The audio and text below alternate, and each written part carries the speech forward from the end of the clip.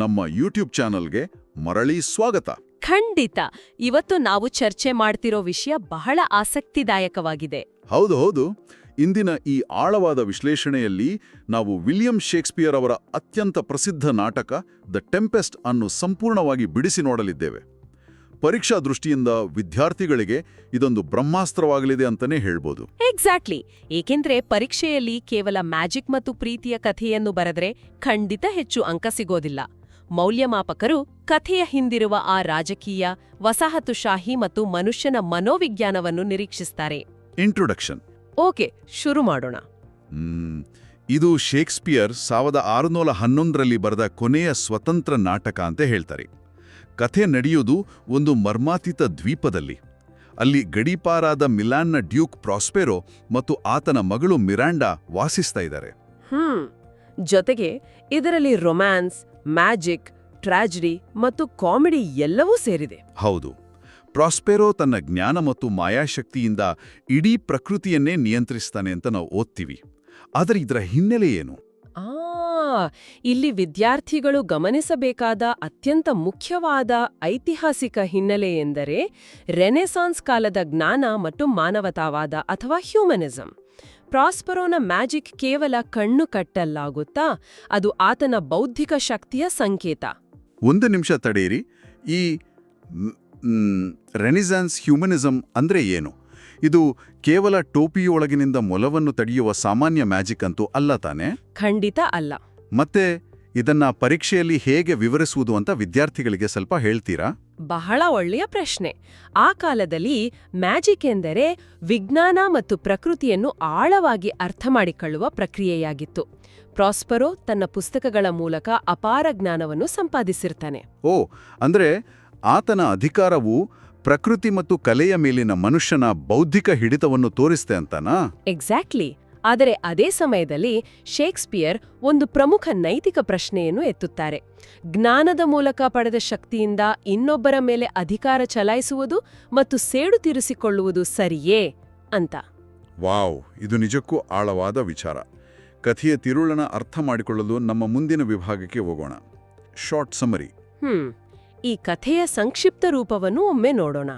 ಮಿಲಾನನ ನಿಜವಾದ ಡ್ಯೂಕ್ ಆಗಿದ್ದ ಪ್ರಾಸ್ಪೆರೋ ಸಮುದ್ರದಲ್ಲಿ ಒಂದು ಭೀಕರ ಚಂಡಮಾರುತವನ್ನ ಸೃಷ್ಟಿಸುವುದರೊಂದಿಗೆ ಕಥೆ ಶುರುವಾಗುತ್ತೆ ಅಲ್ವಾ? ಹೌದು. 12 ವರ್ಷಗಳ ಹಿಂದೆ ಆತನ ಸ್ವಂತ ಸಹೋದರ ಆಂಟೋನಿಯೋ ಮತ್ತು ನೇಪಲ್ಸ್ ರಾಜ ಅಲೋನ್ಸೋ ಮಾಡಿದ ದ್ರೋಹದಿಂದ ಪ್ರಾಸ್ಪೆರೋ ತನ್ನ ಮಗಳೊಂದಿಗೆ ದೇಶಭ್ರಷ್ಟನಾಗಿ ಈ ದ್ವೀಪಕ್ಕೆ ಬಂದಿರ್ತಾನೆ. ನಿಜ. ದ್ವೀಪಕ್ಕೆ ಬಂದ ಮೇಲೆ ಏರಿಯಲ್ ಎಂಬ ಆತ್ಮದ ಸಹಾಯದಿಂದ ಆತ ಮ್ಯಾಜಿಕ್ ಕಲಿತಾನೆ. ಈಗ ತಾನು ಸೃಷ್ಟಿಸಿದ ಚಂಡಮಾರುತದಲ್ಲಿ ಆತನ ಶತ್ರುಗಳೆಲ್ಲರೂ ಅದೇ ದ್ವೀಪದಲ್ಲಿ ಬಂದು ಬೀಳ್ತಾರೆ. ಅಲ್ಲಿ ಅಲೋನ್ಸೋನ ಮಗ ಫರ್ಡಿನಂಡ್ ಮತ್ತು ಮಿರಾಂಡಾ ಪ್ರೀತಿಯಲ್ಲಿ ಬೀಳ್ತಾರೆ. ಇನ್ನೊಂದೆಡೆ ದ್ವೀಪದ ಮೂಲ ನಿವಾಸಿ ಕ್ಯಾಲಿಬನ್ ಮತ್ತು ಕೆಲವು ಸೇವಕರು ಸೇರಿ ಪ್ರಾಸ್ಪೆರೋ ವಿರುದ್ಧ ಸಂಚು ರೂಪಿಸ್ತಾರೆ. ಆದರೆ ಕಥೆಯ ಕೊನೆಯಲ್ಲಿ ಪ್ರಾಸ್ಪೆರೋ ತನ್ನ ಶತ್ರುಗಳನ್ನು ನಾಶ ಮಾಡುವ ಬದಲು ಕ್ಷಮಿಸುವ ಮಾರ್ಗವನ್ನು ಹಿಡಿತಾನೆ. ಇಲ್ಲೇ ನೋಡಿ, ನಂಗೊಂದು ದೊಡ್ಡ ಪ್ರಶ್ನೆ ಕಾಡೋದು. ಏನು ಪ್ರಶ್ನೆ ಅದು? ಅಂದ್ರೆ ತನಗೆ ದ್ರೋಹ ಮಾಡಿದವರನ್ನು ಸಂಪೂರ್ಣವಾಗಿ ತನ್ನ ಕಾಲ್ಕೆಳಗೆ ಹಾಕಿಕೊಳ್ಳುವ ಅವಕಾಶ ಸಿಕ್ಕಾಗಲೂ ಅವರನ್ನು ಕ್ಷಮಿಸುವುದು ಇದು ಎಷ್ಟು ಕಷ್ಟದ ನಿರ್ಧಾರವಲ್ಲವೇ? ಖಂಡಿತವಾಗಿಯೂ. ಇದು ಕೇವಲ ಕಥೆಯಲ್ಲ, ಮನುಷ್ಯನ ಮನಸ್ಸಿನ ಬಹುದೊಡ್ಡ ಹೋರಾಟ. ಹೌದು. ಇದನ್ನೇ ನಾವು ಪರೀಕ್ಷೆಯ ದೃಷ್ಟಿಯಿಂದ ಇನ್ನಷ್ಟು ಆಳವಾಗಿ ವಿಶ್ಲೇಷಿಸಬೇಕು. ಹಾಗಾಗಿ ನಮ್ಮ ಮುಂದಿನ ವಿಭಾಗ ಥೀಮ್ಸ್. ಪರೀಕ್ಷೆಯಲ್ಲಿ ಅತಿ ಹೆಚ್ಚು ಅಂಕ ತಂದುಕೊಡುವ ಪ್ರಮುಖ ಕಲ್ಪನೆಗಳಿವು. ಪ್ರತಿಯೊಂದು ಥೀಮನ್ನು ನಾವು ಸೂಕ್ಷ್ಮವಾಗಿ ನೋಡಬೇಕು. ವಿದ್ಯಾರ್ಥಿಗಳು ಇದನ್ನ ಚೆನ್ನಾಗಿ ಗಮನಿಸಬೇಕು. ಓಕೆ, ನಮ್ಮ ಮೊದಲನೇ ಥೀಮ್ ರಿವೆಂಜ್ ಅಂಡ್ ಫರ್ಗಿವ್ನೆಸ್, ಅಂದ್ರೆ ಸೇಡು ಮತ್ತು ಕ್ಷಮೆಯ ನಡುವಿನ ಸಂಘರ್ಷ. ಪ್ರಾಸ್ಪೆರೋ ಆರಂಭದಲ್ಲಿ ಸೇಡು ತೀರಿಸಿಕೊಳ್ಳಲು ಚಂಡಮಾರುತ ಸೃಷ್ಟಿಸುತ್ತಾನೆ. ಆದ್ರೆ ಕಥೆಯ ಅಂತ್ಯದಲ್ಲಿ ದ್ವೇಷಕ್ಕಿಂತ ಕ್ಷಮೆ ದುಡ್ಡುದು ಎಂಬ ಶೇಕ್ಸ್ಪಿಯರ್ನ ಸಂದೇಶ ಇಲ್ಲಿ ಎದ್ದು ಕಾಣುತ್ತೆ ಅಲ್ವಾ? ಸರಿಯಾಗಿ ಹೇಳಿದಿರಿ. ಇನ್ನು ಎರಡನೆಯ ಥೀಮ್ ಪವರ್ ಅಂಡ್ ಅಥಾರಿಟಿ. ಈ ನಾಟಕದಲ್ಲಿ 3 ರೀತಿಯ ಅಧಿಕಾರಗಳ ಬಗ್ಗೆ ಆಳವಾದ ಚರ್ಚೆ ಇದೆ. 3 ರೀತಿಯ ಅಧಿಕಾರಗಳ? ಅವು ಯಾವುವು ನೋಡಿ. ಆಂಟೋನಿಯೋ ದ್ರೋಹದ ಮೂಲಕ ಪಡೆದ ರಾಜಕೀಯ ಅಧಿಕಾರ ಒಂದಾದರೆ, ಪ್ರಾಸ್ಪೆರೋ ತನ್ನ ಬುದ್ಧಿವಂತಿಕೆಯಿಂದ ಪಡೆದ ಮಾಯಾಶಕ್ತಿಯ ಅಧಿಕಾರ ಎರಡನೇದು.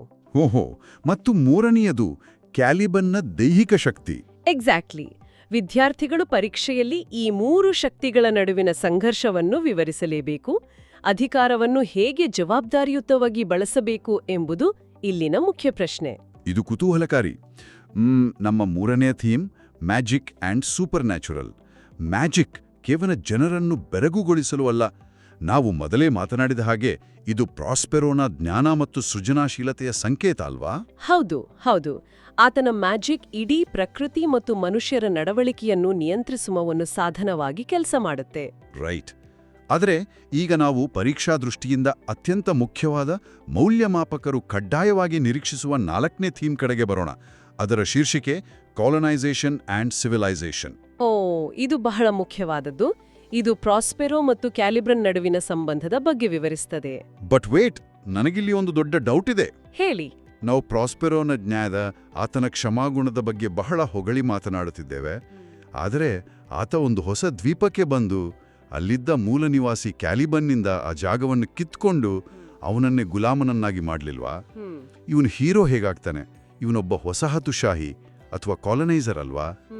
ನನ್ನ ಪ್ರಕಾರ ಕ್ಯಾಲಿಬನ್ಗೆ ದೊಡ್ಡ ಅನ್ಯಾಯವಾಗಿದೆ. ಎಕ್ಸಾಕ್ಟ್ಲಿ.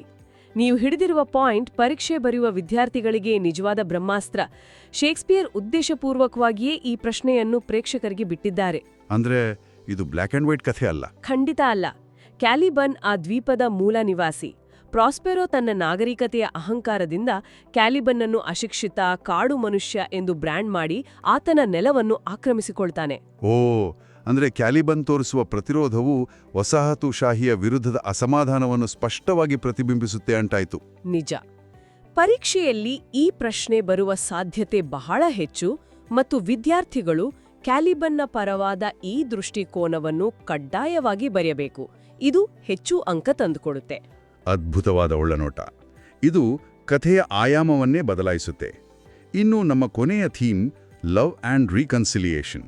ಅಂದ್ರೆ ಫರ್ಡಿನ್ಯಾಂಡ್ ಮತ್ತು ಮಿರಾಂಡಾ ನಡುವಿನ ಶುದ್ಧ ಪ್ರೇಮ. ಹೌದು. ಆದ್ರೆ ಇದು ಕೇವಲ ಇಬ್ಬರು ಯುವಕರ ನಡುವಿನ ರೊಮ್ಯಾನ್ಸ್ ಮಾತ್ರವಲ್ಲ. ಮತ್ತೆ ಈ ಪ್ರೀತಿಯು ಹಳೆಯ ದ್ವೇಷಗಳನ್ನು ಮರೆತು ಒಡೆದ ಕುಟುಂಬಗಳನ್ನು ಮತ್ತು ಮಿಲನ್ ಹಾಗೂ ನೇಪಲ್ಸ್ ಎಂಬ 2 ರಾಜ್ಯಗಳನ್ನು ಒಂದುಗೂಡಿಸುವ ರಾಜಕೀಯ ತಂತ್ರ ಕೂಡ ಹೌದು. ಓಹೋ, ಹಳೆಯ ಪೀಳಿಗೆಯ ದ್ವೇಷವನ್ನ ಹೊಸ ಪೀಳಿಗೆಯ ಪ್ರೀತಿ ಅಳಿಸಿ ಹಾಕ್ತದೆ ಅಂತನಾ? ನಿಖರವಾಗಿ. ಈ ಥೀಮ್ಗಳ ಹಿನ್ನೆಲೆಯಲ್ಲಿ ಈಗ ಕಥೆಯನ್ನು ಅಂಕಗಳ ಪ್ರಕಾರ ಅಂದ್ರೆ ಆಕ್ಟ್ ಬೈ ಆಕ್ಟ್ ಕಾಲಾನುಕ್ರಮದಲ್ಲಿ ವಿಶ್ಲೇಷಿಸೋಣ. ಖಂಡಿತ. ಕಥೆಯೊಳಗೆ ಇಳಿಯೋಣ. ಆಕ್ಟ್ 1. ಓಕೆ. ಮೊದಲನೇ ಅಂಕದಲ್ಲಿ ಏನಾಗತ್ತೆ ಅಂತ ನೋಡೋಣ. ಸಮುದ್ರದಲ್ಲಿ ಭೀಕರ ಚಂಡಮಾರುತ ಎದ್ದಿದೆ. ನೇಪಲ್ಸ್ ರಾಜ ಅಲೋನ್ಸೋ, ಆತನ ಮಗ ಫರ್ಡಿನ್ಯಾಂಡ್, ಪ್ರಾಸ್ಪೆರೋನ ತಮ್ಮ ಆಂಟೋನಿಯೋ ಮತ್ತು ಸೆಬಾಸ್ಟಿಯನ್ ಎಲ್ಲರೂ ಹಡಗಿನಲ್ಲಿ ಒದ್ದಾಡುತ್ತಿದ್ದಾರೆ. ಆ ಚಂಡಮಾರುತ ನೈಸರ್ಗಿಕವಲ್ಲ. ಅದು ಪ್ರಾಸ್ಪೆರೋ ಸೃಷ್ಟಿಸಿದ ಮಾಯಾಜಾಲ ಅಂತ ವೀಕ್ಷಕರಿಗೆ ನೆನ್ಪಿರ್ಬೇಕು. ಹೌದು. ದ್ವೀಪದಲ್ಲಿ ಪ್ರಾಸ್ಪೆರೋ ತನ್ನ ಮಗಳು ಮಿರಾಂಡಾಗೆ ತಮ್ಮ ಗತಕಾಲದ ಕಥೆಯನ್ನು ವಿವರಿಸ್ತಾನೆ. ತನ್ನ ಸ್ವಂತ ತಮ್ಮ ಆಂಟೋನಿಯೋ ಹೇಗೆ ಮಿಲನ್ನನ್ನು ಕಿತ್ತುಕೊಂಡ ಎಂಬುದನ್ನು ಎಳೆಯಾಗಿ ಬಿಚ್ಚಿಡ್ತಾನೆ. ನಂತರ ತನ್ನ ಮ್ಯಾಜಿಕ್ ಶಕ್ತಿಯ ಪರಿಚಯ ಮಾಡಿಸುತ್ತಾನೆ ಮತ್ತು ಏರಿಯಲ್ ಎಂಬ ಅದೃಶ್ಯ ಆತ್ಮದ ಎಂಟ್ರಿಯಾಗುತ್ತೆ. ನನಗೆ ಈ ಏರಿಯಲ್ ಪಾತ್ರವನ್ನು ನೋಡಿದ್ರೆ ಆಧುನಿಕ ಕಾಲದ ಸಿಸಿಟಿವಿ ಕ್ಯಾಮೆರಾ ಇದ್ದಾಗೆ ಅನ್ನಿಸುತ್ತೆ. ಸಿಸಿಟಿವಿ ಕ್ಯಾಮ್ರಾನಾ? ಹೌದು. ದ್ವೀಪದ ಮೂಲೆ ಮೂಲೆಯಲ್ಲಿ ಏನು ನಡೆಯುತ್ತಿದೆ ಅಂತ ಪ್ರಾಸ್ಪೆರೋಗೆ ಕ್ಷಣಕ್ಷಣದ ಮಾಹಿತಿ ತಂದುಕೊಡುವ, ಜೊತೆಗೆ ಆತನ ರಿಮೋಟ್ ಕಂಟ್ರೋಲ್ನಂತೆ ಕೆಲಸ ಮಾಡುವ ಏಜೆಂಟ್ ಈ ಏರಿಯಲ್ ಅಲ್ವೇ? ನಿಮ್ಮ ಈ ಆಧುನಿಕ ಹೋಲಿಕೆ ಬಹಳ ಚೆನ್ನಾಗಿದೆ. ಹೌದು, ಏರಿಯಲ್ ಪ್ರಾಸ್ಪೆರೋನ ಕಣ್ಣು ಮತ್ತು ಕಿವಿ ಇದ್ದಂತೆ. ಆತನಿಗೆ ಸ್ವಾತಂತ್ರ್ಯದ ಭರವಸೆ ನೀಡಿ ಪ್ರಾಸ್ಪೆರೋ ಆತನನ್ನೂ ಬಳಸಿಕೊಳ್ಳುತ್ತಾನೆ. ಓಕೆ. ಇದೇ ಮೊದಲ ಅಂಕದಲ್ಲಿ ದ್ವೀಪದ ಮೂಲ ನಿವಾಸಿ ಕ್ಯಾಲಿಬನ್ನ ಪ್ರವೇಶವೂ ಆಗತ್ತೆ ಅಲ್ವಾ? ಹೌದು. ಆತ ಪ್ರಾಸ್ಪೆರೋವನ್ನು ತೀವ್ರವಾಗಿ ಶಪಿಸುತ್ತಾನೆ. ಏಕೆಂದ್ರೆ ಪ್ರಾಸ್ಪೆರೋ ಆತನನ್ನು ತನ್ನದೇ ದ್ವೀಪದಲ್ಲಿ ಗುಲಾಮನನ್ನಾಗಿ ಮಾಡಿರ್ತಾನೆ. ಪ್ರಾಸ್ಪೆರೋ ವಾದದ ಪ್ರಕಾರ ಕ್ಯಾಲಿಬನ್ ಮಿರಾಂಡಾಗೆ ಹಾನಿ ಮಾಡಲು ಯತ್ನಿಸಿದ್ದಕ್ಕಾಗಿ ಆತನಿಗೆ ಈ ಶಿಕ್ಷೆ ನೀಡಲಾಗಿದೆ ಅಂತ ಹೇಳ್ತಾನೆ. ನಿಜ. ಇದೇ ಅಂಕದ ಕೊನೆಯಲ್ಲಿ ಹಡಗಿನಿಂದ ಬೇರೆಯಾಗಿ ಬಂದ ಫರ್ಡಿನ್ಯಾಂಡ್ ಮತ್ತು ಮಿರಾಂಡಾ ಭೇಟಿಯಾಗ್ತಾರೆ. ಮೊದಲ ನೋಟದಲ್ಲೇ ಪ್ರೀತಿಯಲ್ಲಿ ಬೀಳ್ತಾರೆ. ಹೌದು. ಆದ್ರೆ ಫರ್ಡಿನ್ಯಾಂಡಿನ ನಿಷ್ಠೆಯನ್ನು ಪರೀಕ್ಷಿಸಲು ಮತ್ತು ತಾನು ಸುಲಭವಾಗಿ ಸಿಗುವುದಿಲ್ಲ ಎಂದು ತೋರಿಸಲು ಪ್ರಾಸ್ಪೆರೋ ಆತನೊಡನೆ ಕಟ್ಟುನಿಟ್ಟಿನಾಗಿ ವರ್ತಿಸ್ತಾನೆ. ಓಕೆ. ಇದು ನಮ್ಮನ್ನ ಕಥೆಯ 2ನೇ ಘಟ್ಟಕ್ಕೆ ಕರೆತೊಯ್ತದೆ. ನಮ್ಮ ಪಟ್ಟಿಯಲ್ಲಿನ ಮುಂದಿನ ಶೀರ್ಷಿಕೆ ಆಕ್ಟ್ 2. ಈ ಅಂಕದಲ್ಲಿ ಸಂಚುಗಳ ಸುರಿಮಳೆಯೇ ಇದೆ ಅಂತ ಹೇಳ್ಬಹುದು. ಹೌದು. ಅಲೋನ್ಸೋ ತನ್ನ ಮಗ ಫರ್ಡಿನೆಂಡ್ ಸಮುದ್ರದಲ್ಲಿ ಮುಳುಗಿ ಸತ್ತನೆಂದು ಶೋಕಿಸ್ತಾ ಇರ್ತಾನೆ. ಗಾಂಜಾಲೋ ಎಂಬ ಪ್ರಾಮಾಣಿಕ ಮಂತ್ರಿ ಆತನನ್ನು ಸಮಾಧಾನಪಡಿಸಲು ಯತ್ನಿಸ್ತಾನೆ. ಆದರೆ ದುಃಖದಲ್ಲಿರುವ ಅಲಾನ್ಸೋ ನಿದ್ದೆಗೆ ಜಾರಿದಾಗ ಆಂಟೋನಿಯೋ ಮತ್ತು ಸೆಬಾಸ್ಟಿಯನ್ ಸೇರಿ ರಾಜನನ್ನು ಕೊಂದು ನೇಪಲ್ಸ್ ಸಿಂಹಾಸನ ಏರಲು ಸಂಚು ರೂಪಿಸ್ತಾರೆ. ಎಕ್ಸಾಕ್ಟ್ಲಿ. ಅದೃಷ್ಟವಶಾತ್ ನೀವು ಹೇಳಿದ ಹಾಗೆ ಆ ಸಿಸಿಟಿವಿ ಏರಿಯಲ್ ಬಂದು ಗನ್ಜಾಲೋನನ್ನು ಎಬ್ಬಿಸಿ ಈ ಸಂಚುನು ತಡೆಯುತ್ತಾನೆ. ಇಲ್ಲಿ ವಿದ್ಯಾರ್ಥಿಗಳು ಗಮನಿಸಬೇಕಾದ ಅತ್ಯಂತ ರೋಚಕ ವಿಚಾರವೆಂದರೆ ಕಥೆಯಲ್ಲಿ 2 ಸಂಚುಗಳು ಒಟ್ಟಿಗೆ ಪ್ಯಾರಲಲ್ ಆಗಿ ನಡೆಯುತ್ತವೆ. ಇನ್ನೊಂದು ಸಂಚು ಯಾವುದು? ಇದೇ ಅಂಕದಲ್ಲಿ ಕ್ಯಾಲಿಬನ್, ಸ್ಟೆಫಾನೋ ಮತ್ತು ಟ್ರಿಂಕುಲೋ ಭೇಟಿಯಾಗ್ತಾರೆ. ಕ್ಯಾಲಿಬನ್ ಸ್ಟೆಫಾನೋ ನೀಡಿದ ಮದ್ಯ ಕುಡಿದು ಮತ್ತಿನಲ್ಲಿ ಅವನನ್ನು ದೇವರಂತೆ ಪೂಜಿಸಲು ಶುರು ಮಾಡ್ತಾನೆ. ಅಯ್ಯೋ, ಹೌದು, ಅವರೆಲ್ಲ ಸೇರಿ ಪ್ರಾಸ್ಪೆರೋನನ್ನು ಕೊಲ್ಲಲು ಯೋಜನೆ ರೂಪಿಸ್ತಾರೆ. ವಾವ್! ಅಂದರೆ ಮೇಲ್ವರ್ಗದವರು ಅಲಾನ್ಸೋನನ್ನು ಕೊಲ್ಲಲು ರಾಜಕೀಯ ಸಂಚು ಮಾಡ್ತಾ ಇದ್ರೆ, ಕೆಳವರ್ಗದ ಕ್ಯಾಲಿಬನ್ ಮತ್ತು ಮದ್ಯಪಾನಿ ಸೇವಕರು ಸೇರಿ ಪ್ರಾಸ್ಪೆರೋನ ಕೊಲೆಗೆ ಸಂಚು ಮಾಡ್ತಾರೆ. ಸರಿಯಾಗಿ ಹಿಡಿದ್ರಿ ಪಾಯಿಂಟ್ನ. ಇದು ನೋಡಲು ಒಂದು ಫನ್ ಹೌಸ್ ಮಿರರ್, ಅಂದ್ರೆ ಜಾತ್ರೆಗಳಲ್ಲಿ ಇರುವ ವಕ್ರ ಕನ್ನಡಿಯ ಮುಂದೆ ನಿಂತು ಮಾಡಿದ ಡಾರ್ಕ್ ಕಾಮಿಡಿ ತರ ಕಾಣಿಸುತ್ತೆ. ಮೇಲ್ವರ್ಗದವರ ದುರಾಸೆಯ ವಿಕೃತ ಪ್ರತಿರೂಪವನ್ನ ಕೆಳವರ್ಗದವರ ಮೂಲಕ ಶೇಕ್ಸ್ಪಿಯರ್ ಅದ್ಭುತವಾಗಿ ಚಿತ್ರಿಸಿದ್ದಾನೆ. ನಿಜಕ್ಕೂ ಅದ್ಭುತ ಹೋಲಿಕೆ ಇದು. ಅಧಿಕಾರದ ದಾಹ ಎಲ್ಲ ವರ್ಗಗಳಲ್ಲೂ ಒಂದೇ ರೀತಿ ಇರುತ್ತದೆ ಎಂಬುದನ್ನು ಈ ದೃಶ್ಯ ಸಾಬೀತುಪಡಿಸುತ್ತೆ. ಖಂಡಿತ. ಅಲ್ಲಿಂದ ಕಥೆ ಇನ್ನಷ್ಟು ರೋಚಕವಾಗತ್ತೆ ಮತ್ತು ಸೈಕಲಾಜಿಕಲ್ ಆಟ ಶುರುವಾಗತ್ತೆ. ಮುಂದಿನ ಶೀರ್ಷಿಕೆ ಆಕ್ಟ್ 3. ಈ ಅಂಕದಲ್ಲಿ ಫರ್ಡಿನೆಂಡ್ ಮರದ ದಿಮ್ಮಿಗಳನ್ನು ಹೊರುವ ಕಠಿಣ ಕೆಲಸ ಮಾಡ್ತಾ ಇರ್ತಾನೆ. ಒಬ್ಬ ರಾಜಕುಮಾರ ಇಂಥ ಕೆಲಸ ಮಾಡೋದು ಅಂದ್ರೆ ಅದು ಆತನ ಅಹಂಕಾರವನ್ನು ಮುರಿಯುವ ಪ್ರಾಸ್ಪೆರೋನ ಪರೀಕ್ಷೆ ಅಲ್ವಾ? ಹೌದು. ಮಿರಾಂಡಾ ಕನಿಕರದಿಂದ ಆತನಿಗೆ ಸಹಾಯ ಮಾಡಲು ಮುಂದಾಗ್ತಾಳೆ, ಆದ್ರೆ ಆತ ನಿರಾಕರಿಸ್ತಾನೆ. ಅವರಿಬ್ಬರ ನಡುವಿನ ಪರಸ್ಪರ ಗೌರವ ಇಲ್ಲಿ ಕಾಣಿಸುತ್ತೆ. ಇನ್ನೊಂದೆಡೆ ಆ ಕ್ಯಾಲಿಬನ್ ಮತ್ತು ಆತನ ಗೆಳೆಯರ ಸಂಚನ್ನ ಏರಿಯಲ್ ಅದೃಶ್ಯನಾಗಿ ಗೊಂದಲಗೊಳಿಸ್ತಾನೆ. ಇದೇ ಅಂಕದಲ್ಲಿ ಕಥೆಯ ಬಹುಮುಖ್ಯ ತಿರುವು ಬರುತ್ತದೆ. ಅದೇ ಮಾಯಾ ಔತಣಕೂಟ ಅಥವಾ ಮ್ಯಾಜಿಕಲ್ ಬ್ಯಾಂಕ್ವೆಟ್. ಅಲೋನ್ಸೋ, ಆಂಟೋನಿಯೋ ಮತ್ತು ಸೆಬಾಸ್ಟಿಯನ್ ಕಾಡಿನಲ್ಲಿ ಹಸಿವಿನಿಂದ ಬಳಲಿ ಊಟ ಮಾಡಲು ಮುಂದಾದಾಗ ಇದ್ದಕ್ಕಿದ್ದಂತೆ ಏರಿಯಲ್ ಒಂದು ಭಯಾನಕ ಹಾರ್ಪಿ ರೂಪದಲ್ಲಿ ಬರ್ತಾನೆ. ಹಾರ್ಪಿ ಅಂದ್ರೆ? ಪರೀಕ್ಷಾ ದೃಷ್ಟಿಯಿಂದ ಈ ಹಾರ್ಪಿ ದೃಶ್ಯ ಬಹಳ ಮುಖ್ಯ. ಹಾರ್ಪಿ ಅಂದ್ರೆ ಪುರಾಣಗಳಲ್ಲಿ ಬರುವ ಮನುಷ್ಯನ ಮುಖ ಮತ್ತು ಹಕ್ಕಿಯ ದೇಹವಿರುವ ಸೇಡಿನ ದೇವತೆ. ಓಕೆ. ಆ ರೂಪದಲ್ಲಿ ಬಂದ ಏರಿಯಲ್ ಊಟವನ್ನು ಮಾಯ ಮಾಡಿ ಅವರ ಹಿಂದಿನ ಪಾಪಗಳನ್ನು ಅವರಿಗೆ ನೆನಪಿಸ್ತಾನೆ. ತಪ್ಪು ಮಾಡಿದವರಿಗೆ ಅವರ ತಪ್ಪಿನ ಅರಿವು ಮಾಡಿಸುವುದೇ ಪ್ರಾಸ್ಪೆರೋನ ಮುಖ್ಯ ಉದ್ದೇಶವಾಗಿತ್ತು. ಅಲೋನ್ಸೋಗೆ ತಾನು ಮಾಡಿದ್ದ ದ್ರೋಹದ ಅರಿವಾಗಿ ತನ್ನ ಮಗನ ಸಾವಿಗೆ ಅದೇ ಕಾರಣ ಎಂದು ತೀವ್ರ ಅಪರಾಧಿ ಮನೋಭಾವ ಕಾಡುತ್ತೆ ಅಲ್ವಾ? ಎಕ್ಸಾಕ್ಟ್ಲಿ. ಅಂದ್ರೆ ದೈಹಿಕ ಶ್ರಮದಿಂದ ಫರ್ಡಿನ್ಯಾಂಡ್ನನ್ನು ಪರೀಕ್ಷಿಸಿದ ಪ್ರಾಸ್ಪೆರೋ ಈ ದೃಶ್ಯದಲ್ಲಿ ತನ್ನ ಶತ್ರುಗಳಿಗೆ ಮಾನಸಿಕ ಚಿತ್ರಹಿಂಸೆ ನೀಡುತ್ತಾನೆ. ಆ ಭಯಾನಕ ಹಾರ್ಪಿ ರೂಪದಲ್ಲಿ ಬಂದು ಅವರ ಪಾಪಗಳ ಅರಿವು ಮಾಡಿಸಿದ ಮೇಲೆ ಪ್ರಾಸ್ಪೆರೋ ತನ್ನ ಮ್ಯಾಜಿಕ್ ಅನ್ನು ಶಿಕ್ಷೆಯಿಂದ ಆಶೀರ್ವಾದದ ಕಡೆಗೆ ತಿರುಗಿಸ್ತಾನೆ. ಹೌದು. ಇದು ನಮ್ಮನ್ನು ಮುಂದಿನ ಘಟ್ಟಕ್ಕೆ ತರುತ್ತೆ. ನಮ್ಮ ಮುಂದಿನ ಶೀರ್ಷಿಕೆ ಆಕ್ಟ್ 4. ಓಕೆ. ಆಕ್ಟ್ 4ನಲ್ಲಿ ಏನಾಗುತ್ತೆ ಅಂದ್ರೆ ಫರ್ಡಿನ್ಯಾಂಡ್ ಮತ್ತು ಮಿರಾಂಡಾ ವಿವಾಹಕ್ಕೆ ಪ್ರಾಸ್ಪೆರೋ ಆಶೀರ್ವಾದ ನೀಡ್ತಾನೆ. ಅವರ ಪ್ರೀತಿಯನ್ನು ಗೌರವಿಸಲು ಐರಿಸ್, ಸೆರೇಸ್ ಮತ್ತು ಜೂನೋ ಎಂಬ ದೇವತೆಗಳಿಂದ ಒಂದು ಅದ್ಭುತ ಮಾಯಾ ಪ್ರದರ್ಶನ ಅಥವಾ ಮಾಸ್ಕ್ ಅನ್ನು ಏರ್ಪಡಿಸ್ತಾನೆ. ಇದು ಪ್ರಕೃತಿಯ ಆಶೀರ್ವಾದದ ಸಂಕೇತ ಅಲ್ವಾ? ನಿಜ. ಆದ್ರೆ ಎಲ್ಲವೂ ಸುಂದರವಾಗಿದೆ ಎನ್ನುವಾಗಲೇ ದಿಢೀರನೆ ಕ್ಯಾಲಿಬನ್ನ ಸಂಚು ಪ್ರಾಸ್ಪೆರೋಗೆ ನೆನಪಾಗುತ್ತೆ. ಆತ ತಕ್ಷಣ ಪ್ರದರ್ಶನ ನಿಲ್ಲಿಸ್ತಾನೆ. ಈ ದಿಢೀರ್ ನಿಲುಗಡೆಯ ನಂತರವೇ ನಾಟಕದ ಅತ್ಯಂತ ಪ್ರಸಿದ್ಧ ಮತ್ತು ತತ್ವಜ್ಞಾನದ ಸಾಲುಗಳು ಬರೋದಲ್ವಾ? ಹೌದು ಹೌದು. We are such stuff as dreams are made on ಅಂದ್ರೆ ನಮ್ಮ ಬದುಕು ಕೇವಲ ಒಂದು ಕನಸಿದ್ದಂತೆ ಎಂಬ ಪ್ರಸಿದ್ಧ ಭಾಷಣವನ್ನ ಪ್ರಾಸ್ಪೆರೋ ಮಾಡ್ತಾನೆ. ವಾವ್! ಭೌತಿಕ ಪ್ರಪಂಚದ ನಶ್ವರತೆಯನ್ನು, ಮನುಷ್ಯನ ಅಹಂಕಾರದ ಕ್ಷಣಿಕತೆಯನ್ನು ಈ ಭಾಷಣ ಅದ್ಭುತವಾಗಿ ಕಟ್ಟಿಕೊಡುತ್ತೆ. ವಿದ್ಯಾರ್ಥಿಗಳು ಈ ಕೋಟನ್ನ ಪರೀಕ್ಷೆಯಲ್ಲಿ ಬಳಸಲೇಬೇಕು. ಖಂಡಿತ. ಅದಾದ್ಮೇಲೆ ಆತ ಕ್ಯಾಲಿಬನ್ನ ಸಂಚನ್ನು ಮುರಿಯಲು ಒಂದು ಬಲೆ ಹೆಣೆಯುತ್ತಾನೆ. ಕೇವಲ ಆಕರ್ಷಕ ಬಟ್ಟೆಗಳನ್ನು ಪ್ರದರ್ಶಿಸಿ ಅವರನ್ನು ಗೊಂದಲಕ್ಕೆ ದೂಡಲಾಗುತ್ತೆ. ಅವರನ್ನು ಪ್ರಾಸ್ಪೆರೋ ಬೇಟೆ ನಾಯಿಗಳ ರೂಪದಲ್ಲಿರುವ ಆತ್ಮಗಳಿಂದ ಬೆನ್ನಟ್ಟಿ ಶಿಕ್ಷಿಸುತ್ತಾನೆ. ದುರಾಸೆ ಮತ್ತು ಕೆಟ್ಟ ಉದ್ದೇಶಗಳು ಯಾವಾಗಲೂ ವಿಫಲವಾಗುತ್ತವೆ ಎಂಬುದೇ ಇದರ ಸಂಕೇತ. ಸರಿಯಾಗಿ ಹೇಳಿದ್ರಿ. ಈಗ ನಾವು ಕಥೆಯ ಅಂತಿಮ ಘಟ್ಟಕ್ಕೆ, ಕ್ಲೈಮ್ಯಾಕ್ಸ್ಗೆ ಬಂದಿದ್ದೇವೆ. ನಮ್ಮ ಶೀರ್ಷಿಕೆ ಆಕ್ಟ್ ವಿ.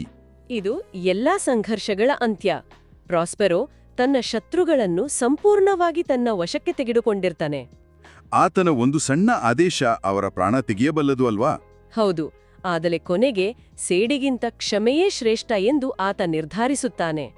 ಆತ ತನ್ನ ಮ್ಯಾಜಿಕ್ ಉಡುಪನ್ನು ತೆಗೆದಿಟ್ಟು ತನ್ನ ನಿಜವಾದ ಗುರುತನ್ನು, ಅಂದರೆ ತಾನೇ ಮಿಲಾನ್ನ ಡ್ಯೂಕ್ ಪ್ರಾಸ್ಪೆರೋ ಎಂಬುದನ್ನು ಬಹಿರಂಗಪಡಿಸುತ್ತಾನೆ. ಆಗ ಅಲೋನ್ಸೋ ಪಶ್ಚಾತ್ತಾಪ ಪಡ್ತಾನೆ. ಅದೇ ಸಮಯದಲ್ಲಿ ಫರ್ಡಿನಾಂಡ್ ಮತ್ತು ಮಿರಾಂಡಾ ಚೆಸ್ ಆಡುತ್ತಿರುವ ದೃಶ್ಯ ಅನಾವರಣಗೊಳ್ಳುತ್ತೆ. ಇಲ್ಲಿ ಚೆಸ್ ಆಟವೇ ಏಕೆ ಗೊತ್ತಾ? ಯಾಕೆ? ಏಕೆಂದ್ರೆ ಚೆಸ್ ಎಂಬುದು ರಾಜಕೀಯ ತಂತ್ರಗಾರಿಕೆಯ ಆಟ. ಹೊಸ ಪೀಳಿಗೆಯ ಈ ಯುವಕರು ರಾಜಕೀಯದ ಆಟವನ್ನು ಕಲಿತಿದ್ದಾರೆ. ಆದರೆ ಅವರು ಅದನ್ನು ಯುದ್ಧಭೂಮಿಯಲ್ಲಿ ಆಡದೆ ಪ್ರೀತಿಯಿಂದ ಆಡುತ್ತಿದ್ದಾರೆ ಎಂಬ ಅದ್ಭುತ ಸಂಕೇತ ಇದಲ್ವೇ? ವಾವ್, ಖಂಡಿತ. ಇದನ್ನೋಡಿ ಅಲೋನ್ಸೋಗೆ ಅತೀವ ಸಂತೋಷವಾಗುತ್ತೆ. ನೇಪಲ್ಸ್ ಮತ್ತು ಮಿಲಾನ್ ನಡುವೆ ಶಾಂತಿ ಸ್ಥಾಪನೆಯಾಗುತ್ತೆ. ಪ್ರಾಸ್ಪೆರೋ ತನ್ನ ತಮ್ಮ ಆಂಟೋನಿಯೋವನ್ನು ಕೂಡ ಕ್ಷಮಿಸುತ್ತಾನೆ. ಆದರೆ ಆಂಟೋನಿಯೋ ಯಾವುದೇ ಪಶ್ಚಾತ್ತಾಪ ವ್ಯಕ್ತಪಡಿಸುವುದಿಲ್ಲ ಎಂಬುದು ಮನುಷ್ಯನ ಕಠೋರ ಸ್ವಭಾವವನ್ನು ತೋರಿಸುತ್ತದೆ. ಕ್ಯಾಲಿಬನ್ಗೆ ತನ್ನ ಮೂರ್ಖತನದ ಅರಿವಾಗುತ್ತೆ. ಕೊನೆಗೆ ಪ್ರಾಸ್ಪೆರೋ ತನ್ನ ಮಾತಿನಂತೆ ಏರಿಯಲ್ಗೆ ಸಂಪೂರ್ಣ ಸ್ವಾತಂತ್ರ್ಯ ನೀಡ್ತಾನೆ ಅಲ್ವಾ? ಎಕ್ಸಾಕ್ಟ್ಲಿ. ಮತ್ತು ಆತ ತನ್ನ ಮ್ಯಾಜಿಕ್ ಕೋಲನ್ನು ಮುರಿದು ಮ್ಯಾಜಿಕ್ ಪುಸ್ತಕವನ್ನು ಸಮುದ್ರಕ್ಕೆ ಎಸೆದು ತನ್ನ ಮಾಯಾಶಕ್ತಿಯನ್ನು ಶಾಶ್ವತವಾಗಿ ತ್ಯಜಿಸ್ತಾನೆ. ಎಪಿಲಾಗ್ ಮೂಲಕ ಪ್ರೇಕ್ಷಕರ ಚಪ್ಪಾಳೆ ಕೇಳಿ ಆ ಚಪ್ಪಾಳೆ ತನಗೆ ಸ್ವಾತಂತ್ರ್ಯ ನೀಡುತ್ತದೆ ಎಂದು ಹೇಳಿ ವಿದಾಯ ಹೇಳ್ತಾನೆ. ನಿಜಕ್ಕೂ ಕಥೆ ಸಂಪೂರ್ಣವಾಗಿ ಕಣ್ಣಿಗೆ ಕಟ್ಟಿದಂತಾಯ್ತು. ಹೌದು, ಪರೀಕ್ಷೆಯಲ್ಲಿ ಅತಿ ಹೆಚ್ಚು ಅಂಕ ಗಳಿಸಲು ವಿದ್ಯಾರ್ಥಿಗಳು ಪಾತ್ರಗಳ ಆಳವನ್ನು ಬರೆಯಲೇಬೇಕು. ಹಾಗಾಗಿ ತ್ವರಿತವಾಗಿ ಪಾತ್ರಗಳ ಪರಿಚಯ ಮಾಡಿಕೊಳ್ಳೋಣ. Major characters. ಓಕೆ, ಮೊದಲನೆಯ ಪಾತ್ರ ಪ್ರಾಸ್ಪೆರೋ, ಮಿಲಾನ್ನ ಡ್ಯೂಕ್. ಹೌದು, ಅಪಾರ ಬುದ್ಧಿವಂತಿಕೆ ಮತ್ತು ಮ್ಯಾಜಿಕ್ ಶಕ್ತಿ ಹೊಂದಿರುವವನು. ಆತ ಕೇವಲ ಕಥೆಯ ನಾಯಕನಲ್ಲ, ಆತ ವಿವೇಚನೆ, ಕಲೆ, ಪ್ರಕೃತಿಯ ಮೇಲಿನ ಹಿಡಿತ ಮತ್ತು ಅಂತಿಮವಾಗಿ ಮಾನವೀಯತೆಯ ಅತ್ಯುನ್ನತ ಗುಣವಾದ ಕ್ಷಮೆಯ ಸಂಕೇತವಾಗಿದ್ದಾನೆ. ಎರಡನೆಯ ಪಾತ್ರ ಮಿರಾಂಡಾ, ಪ್ರಾಸ್ಪೆರೋನ ಮುದ್ದಿನ ಮಗಳು. ದ್ವೀಪದಲ್ಲಿ ಬೆಳೆದ ಕಾರಣ ಸಮಾಜದ ಕಲ್ಮಶಗಳಿಲ್ಲದ ಮುಗ್ಧತೆ ಮತ್ತು ಕರುಣೆಯ ಸಂಕೇತ ಅಲ್ವಾ? ಕಥೆಯ ಕೊನೆಯಲ್ಲಿ ಆಕೆಯ ಪ್ರೀತಿಯೇ ಭವಿಷ್ಯದ ಆಶಾಭಾವನೆಯನ್ನು ಹುಟ್ಟುಹಾಕುತ್ತೆ. ಸರಿಯಾಗಿ ಹೇಳಿದ್ರಿ. ಮೂರನೆಯ ಪಾತ್ರ ಏರಿಯಲ್, ಪ್ರಾಸ್ಪೆರೋನ ಅತ್ಯಂತ ನಿಷ್ಠಾವಂತ ಸೇವಕ, ಗಾಳಿಯಂತೆ ಹಗುರವಾದ ಆತ್ಮ. ಆತ ಮನುಷ್ಯನ ಸ್ವಾತಂತ್ರ್ಯದ ಹಂಬಲ ಮತ್ತು ಕಲ್ಪನಾ ಶಕ್ತಿಯ ಸಂಕೇತ. ಆತನ ಸ್ವಾತಂತ್ರ್ಯದ ಕೂಗು ಪ್ರತಿಯೊಬ್ಬ ಮನುಷ್ಯನ ಅಂತರಾಳದ ಧ್ವನಿಯಾಗಿದೆ. ಓಕೆ. ನಾಲ್ಕನೆಯ ಅತ್ಯಂತ ಪ್ರಮುಖ ಪಾತ್ರ ಕ್ಯಾಲಿಬನ್, ಆ ದ್ವೀಪದ ಮೂಲ ನಿವಾಸಿ. ನಾವು ಮೊದಲೇ ಚರ್ಚಿಸಿದಂತೆ ಪರೀಕ್ಷೆಯಲ್ಲಿ ಕ್ಯಾಲಿಬನ್ ಪಾತ್ರದ ಬಗ್ಗೆ ಬರೆಯುವಾಗ ಆತನನ್ನು ಕೇವಲ ವಿಲನ್ ಎಂದು ಬರೆಯಬಾರದು. ಹೌದು, ಆತ ವಸಾಹತುಶಾಹಿಯ ವಿರೋಧದ ಸಂಕೇತ ಅಲ್ವಾ? ಖಂಡಿತ. ತನ್ನ ನೆಲವನ್ನು ಕಳೆದುಕೊಂಡ ಅಸಹಾಯಕನ ನೋವು ಮತ್ತು ಆಕ್ರೋಶ ಆತನಲ್ಲಿದೆ ಎಂಬುದನ್ನು ತಪ್ಪದೇ ಉಲ್ಲೇಖಿಸಬೇಕು. ಐದನೆಯ ಪಾತ್ರ ಫರ್ಡಿನಾಂಡ್, ನೇಪಲ್ಸ್ ರಾಜಕುಮಾರ. ಆತ ನಿಜವಾದ ಪ್ರೀತಿ, ನಿಷ್ಠೆ ಮತ್ತು ಹಳೆಯ ತಲೆಮಾರುಗಳ ನಡುವಿನ ಶತ್ರುತ್ವವನ್ನು ಅಳಿಸಿ ಎರಡು ರಾಜ್ಯಗಳನ್ನು ಒಂದುಗೂಡಿಸುವ ರಾಜಿ ಸಂಧಾನದ ಪ್ರತೀಕವಾಗಿದ್ದಾನೆ. ಕೊನೆಯದಾಗಿ ಆಂಟೋನಿಯೋ, ಪ್ರಾಸ್ಪೆರೋನ ಸ್ವಂತ ಸಹೋದರ, ಅಧಿಕಾರದ ದುರಾಸೆಗಾಗಿ ಸ್ವಂತ ಅಣ್ಣನಿಗೆ ಮೋಸ ಮಾಡಿದವನು. ಆತ ರಾಜಕೀಯ ಭ್ರಷ್ಟಾಚಾರ ಮತ್ತು ಎಂದಿಗೂ ಬದಲಾಗದ ಮನುಷ್ಯನ ಕೃತಜ್ಞತೆಯ ಸಂಕೇತ. ಓಕೆ, ಈ ಎಲ್ಲ ಪಾತ್ರಗಳ ಆಳವಾದ ವಿಶ್ಲೇಷಣೆಯೊಂದಿಗೆ ನಾವೀಗ ಕಥೆಯ ಅಂತಿಮ ಭಾಗಕ್ಕೆ ಬಂದಿದ್ದೇವೆ. ನಮ್ಮ ಕೊನೆಯ ಶೀರ್ಷಿಕೆ ಕನ್ಕ್ಲೂಷನ್. ದಿ ಟೆಂಪೆಸ್ಟ್ ಕೇವಲ ಒಂದು ನಾಟಕವಲ್ಲ ನೋಡಿ. ಇದು ಮನುಷ್ಯನ ಭಾವನೆಗಳು, ತತ್ವಜ್ಞಾನ ಮತ್ತು ಫ್ಯಾಂಟಸಿಯ ಅದ್ಭುತ ಸಮ್ಮಿಲನ. ಮ್ಯಾಜಿಕ್ ತ್ಯಜಿಸುವ ಪ್ರಾಸ್ಪೆರೋನ ನಿರ್ಧಾರವು ಪ್ರಕೃತಿಯ ಮುಂದೆ ಮಾನವನ ಮಿತಿಗಳನ್ನು ಒಪ್ಪಿಕೊಳ್ಳುವ ಪ್ರಬುದ್ಧತೆಯನ್ನು ತೋರಿಸುತ್ತದೆ. ಪ್ರೇಕ್ಷಕರಿಗೆ ಮತ್ತು ವಿದ್ಯಾರ್ಥಿಗಳಿಗೆ ಗೊತ್ತಿರಬೇಕಾದ ಇನ್ನೊಂದು ಪ್ರಮುಖ ವಿಚಾರವೆಂದರೆ, ಏನು ವಿಚಾರ ಅದು? ಇದು ರಂಗಭೂಮಿಗೆ ಶೇಕ್ಸ್ಪಿಯರ್ ಹೇಳಿದ ಅಂತಿಮ ವಿದಾಯ ಎಂದು ಸಾಹಿತ್ಯ ವಿಮರ್ಶಕರು ಪರಿಗಣಿಸ್ತಾರೆ. ಓಹ್, ಅಂದ್ರೆ ಪ್ರಾಸ್ಪೆರೋ ತನ್ನ ಮ್ಯಾಜಿಕ್ ಕೋಲನ್ನು ಮುರಿದು ತ್ಯಜಿಸುವುದು ಶೇಕ್ಸ್ಪಿಯರ್ ತಮ್ಮ ಲೇಖನಿಯನ್ನು ಕೆಳಗಿಟ್ಟು ನಾಟಕ ಲೋಕದಿಂದ ನಿವೃತ್ತರಾಗುವುದಕ್ಕೆ ಸಮಾನವಾಗಿದೆ ಅಂತ ನೀವು ಹೇಳ್ತಾ ಇದ್ದೀರಾ? ಹೌದು ಹೌದು. ಇದು ನಿಜಕ್ಕೂ ರೋಮಾಂಚನಕಾರಿ ವಿಚಾರ. ಪ್ರಾಸ್ಪೆರೋ ಪ್ರೇಕ್ಷಕರ ಚಪ್ಪಾಳೆ ಕೇಳಿ ಸ್ವಾತಂತ್ರ್ಯ ಬೇಡುವುದು ಸ್ವತಃ ಶೇಕ್ಸ್ಪಿಯರ್ ತನ್ನ ಪ್ರೇಕ್ಷಕರಿಂದ ವಿದಾಯ ಬೇಡಿದಂತೆ ಇದೆ ಅಲ್ವಾ? ಖಂಡಿತವಾಗಿಯೂ. ಆ ಎಪಿಲಾಗ್ ನಾಟಕದ ಮತ್ತು ಒಬ್ಬ ಮಹಾನ್ ಲೇಖಕನ ಜೀವನದ ಅಂತಿಮ ಪರದೆಯಾಡಿದೆ. ಇದು ಕೇವಲ ನಾಟಕವಲ್ಲ, ಮನುಷ್ಯನ ಅಹಂಕಾರ, ಸೇಡು ಮತ್ತು ಕ್ಷಮೆಯ ನಡುವೆ ಹಿಡಿದ ಕನ್ನಡಿ. ವೀಕ್ಷಕರಿಗೆ ಈ ವಿಚಾರಗಳು ಪರೀಕ್ಷಾ ದೃಷ್ಟಿಯಿಂದ ಮಾತ್ರವಲ್ಲ, ಬದುಕಿನ ದೃಷ್ಟಿಯಿಂದಲೂ ಬಹಳ ಮುಖ್ಯವೆನಿಸುತ್ತೆ. ನಿಜ, ವಿದ್ಯಾರ್ಥಿಗಳು ಈ ವಿಶ್ಲೇಷಣೆಯನ್ನು ಪರೀಕ್ಷೆಯಲ್ಲಿ ಬಳಸಿದರೆ ಟಾಪ್ ಮಾರ್ಕ್ಸ್ ಗ್ಯಾರಂಟಿ. ಖಂಡಿತ. ಇಂತಹ ಮತ್ತಷ್ಟು ಆಳವಾದ ಮಾಹಿತಿಗಾಗಿ ನಮ್ಮ ಯೂಟ್ಯೂಬ್ ಚಾನೆಲ್ ಅನ್ನು ಸಬ್ಸ್ಕ್ರೈಬ್ ಮಾಡಲು ಮರೆಯದಿರಿ. ಮುಂಬರುವ ವಿಡಿಯೋಗಳಲ್ಲಿ ಮತ್ತೊಂದು ರೋಚಕ ವಿಷಯದೊಂದಿಗೆ ಭೇಟಿಯಾಗೋಣ. ಧನ್ಯವಾದಗಳು. Hey, I'm William Shakespeare. If you find this explanation helpful, kindly subscribe to this YouTube channel for more English literature and literary theory lectures.